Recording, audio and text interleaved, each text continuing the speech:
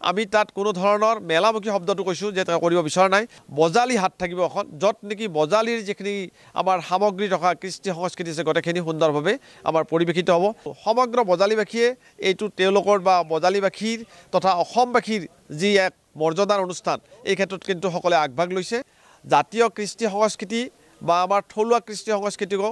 সুন্দৰভাৱে যাতে আমি তাত উপস্থাপন কৰিব পাৰোঁ সেই দিশটোৰ প্ৰতি মনোনিৱেশ কৰা হৈছে অসম সাহিত্য সভাৰ সপ্ততিতম দ্বিবাৰ্ষিক পাঠশালা অধিৱেশনৰ আদৰণি সমিতিৰ যিগৰাকী সম্পাদক আমাৰ লগত আছে বিশিষ্ট অধিবক্তা আৰু বিশিষ্ট সমাজকৰ্মী গিৰিধৰ চৌধুৰী ডাঙৰীয়া অসম সাহিত্য সভাৰ লগত জড়িত হোৱাৰ যিটো সুযোগে নিশ্চিতভাৱে এগৰাকী ব্যক্তিৰ যিটো সামাজিক কামৰ স্থিতিটোক আৰু অধিক উন্নত কৰি তোলে তো আপুনি এই দায়িত্বটো কেনেদৰে আগবঢ়াই নিয়াৰ প্ৰয়াস কৰিছে আমি অসম সাহিত্য সভাৰ যিখন পাঠশালা অধিৱেশন এইখন এখন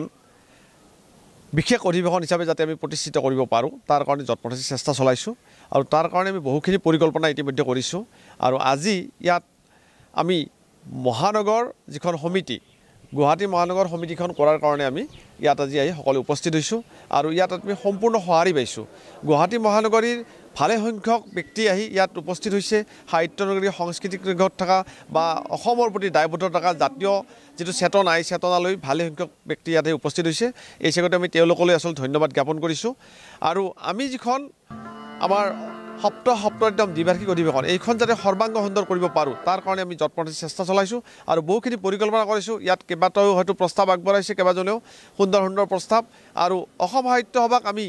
মেলামুখী নকৰাৰ বিপৰীতে আমি যাতে অসম সাহিত্যক অসমৰ সাহিত্যবাজি জাতি জনগোষ্ঠীকে ধৰি সকলোকে সামৰি যাতে আমি সাহিত্য সংস্কৃতিৰ দিশটো যাতে আগুৱাই নিব পাৰোঁ আৰু অসম সাহিত্য সভাৰ প্ৰতি মানুহৰ যিটো এটা সময়ত যি ধৰণে এটা সুন্দৰ মনোভাৱ আছিল কিছু পৰিমাণে হ'লেও আমি আগুৱাই নিয়াৰ কাৰণে আমি যৎপৰোনাস্তি চেষ্টা চলাম সেই দিশটো আমি সদায় ৰাখি যোৱাৰ কাৰণে চেষ্টা চলাইছোঁ আৰু এই ক্ষেত্ৰত আমি যি ধৰণৰ পৰিকল্পনা ইয়াত আজি হয়তো কৈছে যে নোবেল বঁটা বিজয়ী এজন হ'লে আনিব লাগে আমি কিন্তু সেই ক্ষেত্ৰতো কিছু আগবাঢ়িছোঁ যাতে তেনেধৰণৰ ব্যক্তিক আমি ইয়াত আনিব পাৰোঁ বা সাহিত্যৰ দিশটোত কি ধৰণে বিশেষ এক ইয়াত যাতে আগুৱাই নিয়াৰ ক্ষেত্ৰত যিখিনি পৰিকল্পনা সেইখিনি কৰিছোঁ আৰু সেইখিনি সঁহাৰি আমি সকলোৰে পৰা পাইছোঁ আপোনালোকৰ যিখিনি সহযোগী আছে আমি দেখিছোঁ বিগত সময়ছোৱাত যথেষ্ট এক্টিভলি আপুনি গোটেই কামটোত আগবাঢ়ি আছে আৰু আপোনালোকৰ যিখিনি মানুহে সহযোগ কৰি আছে তেওঁলোকৰ যিখিনি সহযোগ আৰু আপোনালোকৰ সহযোগ কৰিবলৈ বজালিবাসীক ৰাইজক কেনেকৈ আহ্বান জনাব আমি আচলতে ইয়াত যথেষ্ট পৰিমাণে সঁহাৰি পাইছোঁ বজালিবাসীয়ে কোনেও কোৱা নাই যে মোৰ সাহিত্য বা তেনেকুৱা নহয় আমাৰ সাহিত্য বুলি সকলোৱে একেগতে ওলাই আহিছে আৰু সমগ্ৰ বজালিবাসীয়ে এইটো তেওঁলোকৰ বা বজালিবাসীৰ তথা অসমবাসীৰ যি এক মৰ্যাদাৰ অনুষ্ঠান এই ক্ষেত্ৰত কিন্তু সকলোৱে আগভাগ লৈছে আৰু এই চেগতে মই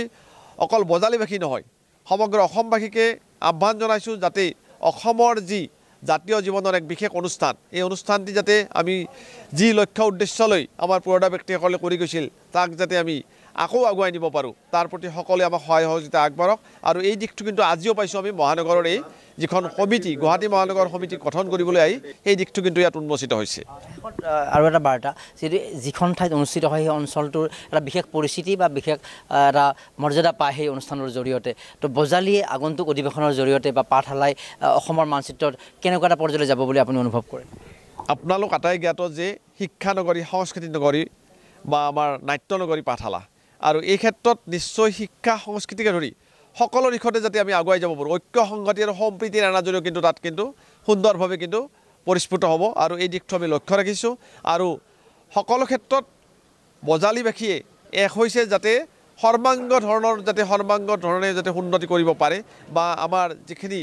জাতীয় কৃষ্টি সংস্কৃতি বা আমাৰ থলুৱা কৃষ্টি সংস্কৃতিকো সুন্দৰভাৱে যাতে আমি তাত উপস্থাপন কৰিব পাৰোঁ সেই দিশটোৰ প্ৰতি মনোনিৱেশ কৰা হৈছে আমি তাত কোনো ধৰণৰ মেলামুখী শব্দটো কৈছোঁ যে কৰিব বিচৰা নাই কিন্তু তাত আমাৰ বজালি হাত থাকিব এখন য'ত নেকি বজালিৰ যিখিনি আমাৰ সামগ্ৰী থকা কৃষ্টি সংস্কৃতি আছে গোটেইখিনি সুন্দৰভাৱে আমাৰ পৰিৱেশিত হ'ব একেধৰণে আমি সময়ৰ প্ৰতি লক্ষ্য ৰাখি যাতে আমাৰ নতুন চামক নৱপ্ৰজন্মক আকৰ্ষিত কৰিব পাৰোঁ গ্ৰন্থমেলা প্ৰদৰ্শনীৰ লগতে আমি কিন্তু বিজ্ঞান মেলাৰ আয়োজন কৰিছোঁ যাতে আমি বিজ্ঞান মেলাৰ এক বিশেষ দিশ এটা কৰিব পাৰোঁ যাৰ দ্বাৰাই হয়তো আমি আমাৰ ল'ৰা ছোৱালীসকলক সময়ৰ লগত আগুৱাই নিব পাৰোঁ এই দিশটোৰ প্ৰতি আমি মনোনিৱেশ কৰিছোঁ আৰু আমাৰ ইতিমধ্যে যিসকল বজালিবাসী হওক বা অসমবাসী হওক বিদেশত আছে তেওঁলোকৰ লগত সঘনাই আমি যোগাযোগ কৰিছোঁ যাতে আমাৰ সকলো দিশ যাতে আগুৱাই নিব পাৰে আৰু আমি সম্পূৰ্ণ সঁহাৰি পাইছোঁ